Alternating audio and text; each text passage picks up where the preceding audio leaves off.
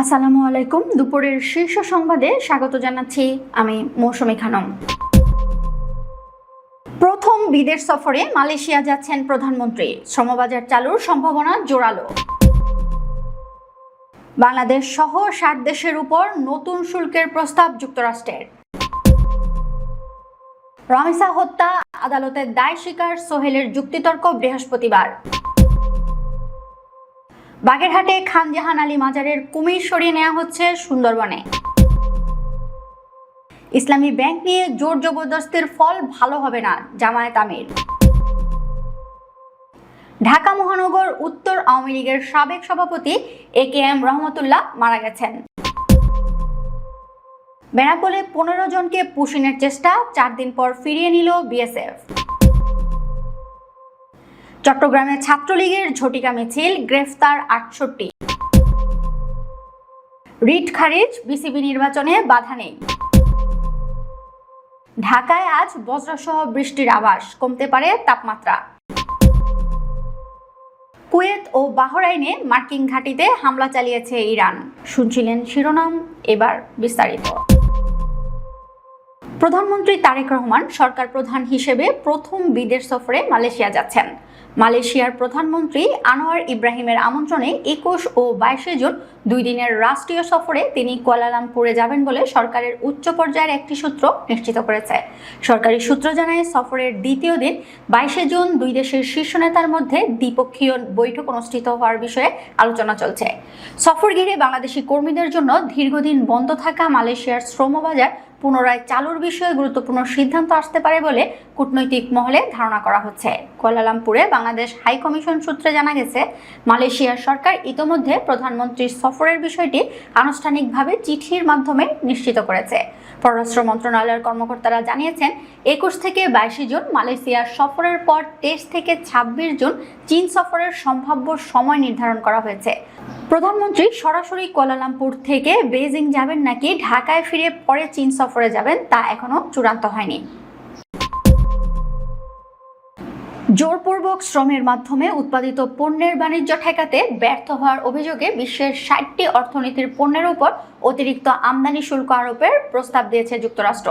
মঙ্গলবার মার্কিন বাণিজ্য প্রতিনিধির দপ্তর জানায়, এসব দেশ ও অর্থনীতির পদক্ষেপকে তারা অযৌক্তিক এবং মার্কিন বাণিজ্যের জন্য প্রতিবন্ধক হিসেবে বিবেচনা করছে।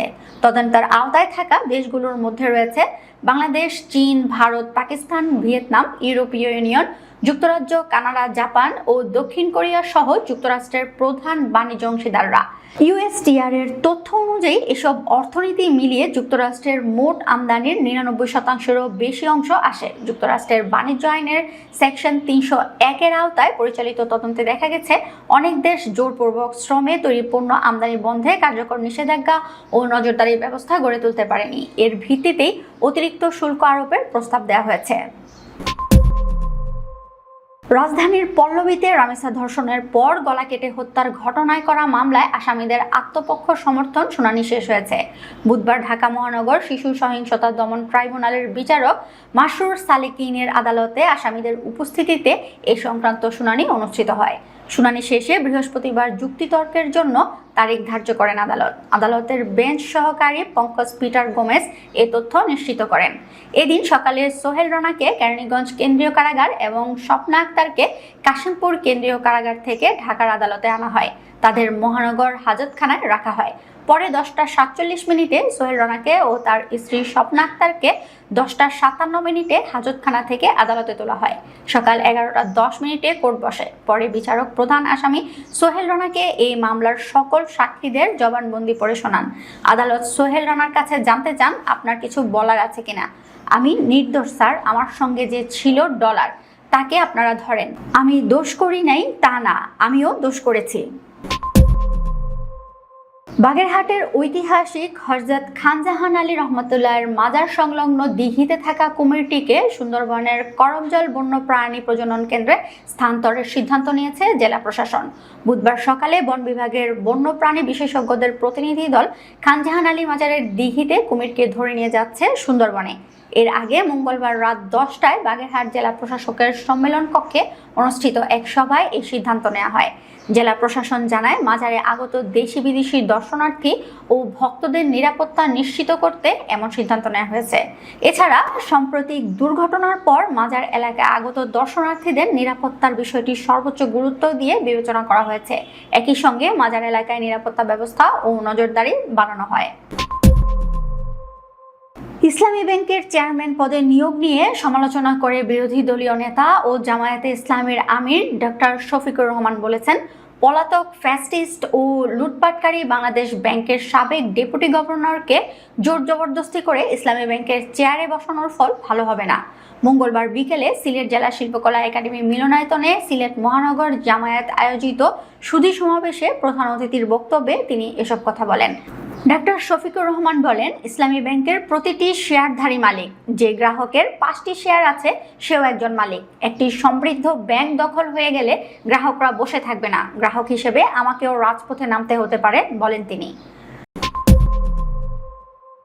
ঢাকা মহানগর উত্তর আওয়ামী লীগের সাবেক সভাপতি ও ঢাকা 11 আসনের সাবেক সংসদ সদস্য AKM রহমতুল্লাহ মারা গেছেন। ইন্না লিল্লাহি ওয়া ইন্না ইলাইহি রাজিউন।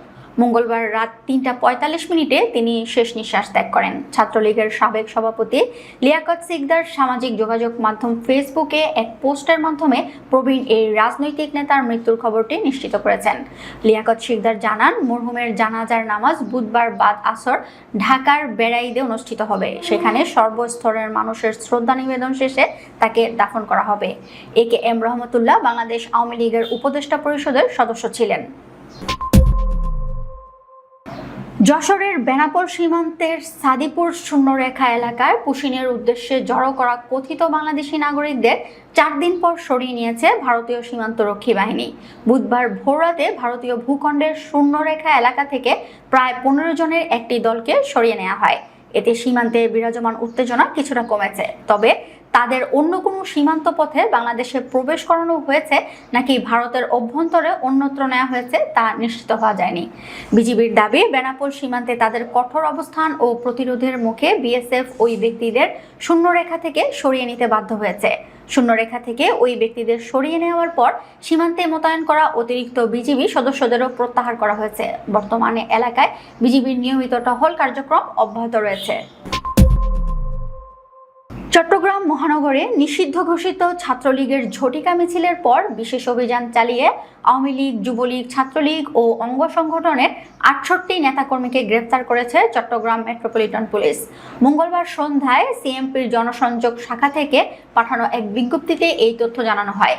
সিএমপি জানায়, গত 24 ঘন্টায় নগরের বিভিন্ন থানায় পরিচালিত বিশেষ অভিযানে মিছিলে অংশগ্রহণ, নাশকতামূলক কর্মকাণ্ড এবং রাষ্ট্রবিরোধী কার্যকলাপের অভিযোগে এসব নেতাকর্মীকে গ্রেফতার করা হয়েছে। সর্বোচ্চ 13 জনকে গ্রেফতার করা হয়েছে খুলশী থানা এলাকা থেকে। এছাড়া বায়াজিদ বোস্তামি থানা থেকে 12 জন, কোতোয়ালি ও পাঁচলাইশ থানা থেকে 10 জন করে, ডাবল মোরিং থানা থেকে 7 জন এবং অন্যান্য থানায় অভিযান চালিয়ে বাকিদের গ্রেফতার করা হয়। সিএমপির সহকারী পুলিশ কমিশনার আমিনুর রশিদ জানান, সামাজিক যোগাযোগ মাধ্যমে ছড়িয়ে পড়া ভিডিও এবং গোয়েন্দা তথ্যের ভিত্তিতে জড়িতদের শনাক্ত করে অভিযান চালানো হচ্ছে। নিষিদ্ধ ঘোষিত সংগঠনের কার্যক্রমের সঙ্গে জড়িতদের বিরুদ্ধে আইনি ব্যবস্থা অব্যাহত থাকবে। আগামী 7 জুন বিসিবি নির্বাচনের তফসিল ঘোষণা ও ভোটার তালিকা চ্যালেঞ্জ করে দায়ের করা রিট খারিজ করে দিয়েছেন হাইকোর্ট। এর ফলে বিসিবি নির্বাচনে বাধা নেই বলে জানিয়েছেন আইনজীবীরা। বুধবার বিচারপতি ভীষ্মদেব চক্রবর্তী ও বিচারপতি মোহাম্মদ আসিফ হাসানের হাইকোর্ট বেঞ্চ এই আদেশ দেন। আদালতের রিটের পক্ষে শুনানি করেন অ্যাডভোকেট মোহাম্মদ হোসেন লিপি, অ্যাডভোকেট আজিমউদ্দিন পাটোয়ারি ও শফিকুল ইসলাম। রাষ্ট্রপক্ষে ছিলেন attorney general barrister Ruhul Quddus Kajol. বিসিবির পক্ষে ছিলেন ব্যারিস্টার মাহিন এম রহমান। এর আগে মঙ্গলবার বিসিবি নির্বাচনের তফসিল ঘোষণা ও ভোটার তালিকা চ্যালেঞ্জ করে হাইকোর্টে রিট দায়ের করা হয়। 6 জন কাউন্সিলর এই রিট দায়ের করেন। ঢাকা সহ দেশের বিভিন্ন অঞ্চলে আজ বৃষ্টি ও বজ্রবৃষ্টির সম্ভাবনার কথা জানিয়েছে বাংলাদেশ আবহাওয়া অধিদপ্তর। একই সঙ্গে দেশের কয়েকটি অঞ্চলের উপর দিয়ে ঘন্টায় 45 থেকে 60 কিলোমিটার বেগে দমকা বা ঝোড়ো হাওয়া বয়ে যেতে পারে বলে নদীবন্দরগুলোকে সতর্ক সংকেত দেখাতে বলা হয়েছে। বুধবার আবহাওয়া অধিদপ্তরের ঝড় সতর্কীকরণ কেন্দ্রের সকাল 7টা থেকে পরবর্তী 6 ঘন্টার জন্য ঢাকা ও পার্শ্ববর্তী এলাকার পূর্বাভাসে বলা হয়েছে, আকাশ অস্থায়ীভাবে আংশিক মেঘলা মেঘলা থাকতে পারে। এ সময় বৃষ্টি সহ বজ্র বৃষ্টির সম্ভাবনা রয়েছে। দক্ষিণ বা দক্ষিণ পশ্চিম দিক থেকে ঘন্টায় 10 থেকে 15 কিলোমিটার বেগে বাতাস প্রবাহিত হতে পারে। দিনের তাপমাত্রা সামান্য কমে যেতে পারে। ইরান, কুয়েত ও বাহরাইনে অবস্থিত মার্কিন সামরিক স্থাপনাগুলো লক্ষ্য করে ক্ষেপণাস্ত্র ও ড্রোন হামলা চালিয়েছে। এর আগে ইরানের কেশম দ্বীপে যুক্তরাষ্ট্রের হামলার প্রতিশোধ হিসেবে এই হামলা চালানো হয়েছে বলে তেহরান দাবি করেছে। ইরানের সেনাবাহিনী জানিয়েছে তারা মধ্যপ্রাচ্যে থাকা মার্কিন নৌবাহিনীর 5ম নৌবহর এবং একটি মার্কিন বিমান ঘাঁটিতে হামলা চালিয়েছে। ইরানের সেনাবাহিনী জানিয়েছে তারা মধ্যপ্রাচ্যে থাকা মার্কিন নৌবাহিনীর 5ম নৌবহর এবং একটি মার্কিন বিমান ঘাঁটিতে হামলা চালিয়েছে।